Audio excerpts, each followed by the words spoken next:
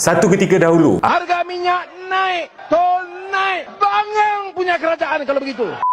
kerajaan yang bangang adalah kerajaan yang tidak mendengar keluh kesah rakyat. Hari ini, apa pula kata rakyat? Tak tahu lah, bila cakap BMX saya rasa macam nyampah abang. Minyak pun dia bagi kita 200 liter je bang. Tak cukup orang, dia nak ulang alik. So dah terpaksa cari jalan lain pula. Dia perintah dekat perintah semua terkesima, kita pun terkedu, kita nak buat macam mana? Kita pun macam ni juga. Memang Kalau orang lain, aduh, pening lah. Dia je tengok barang semua naik, minyak naik, apa semua naik, apa tak boleh. Cakap rakyat lagi ada lah.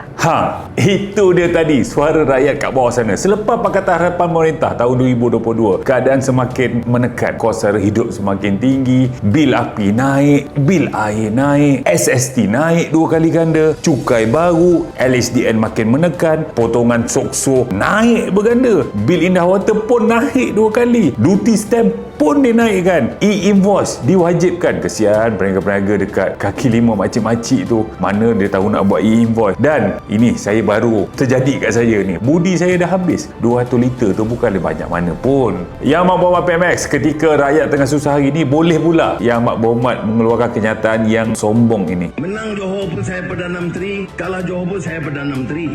Jadi saya menyeru kepada semua pengundi-pengundi Johor ini, mari sama-sama kita tumbangkan Pakatan Harapan supaya ianya menjadi satu referendum isyarat kepada Perdana Menteri PMX ini, jangan lagi sombong dan dapatlah PMX mengubah nasib kami ni semua ke arah yang lebih baik lagi. Jom pengundi-pengundi PRN Johor ini, kita tumbangkan Pakatan Harapan.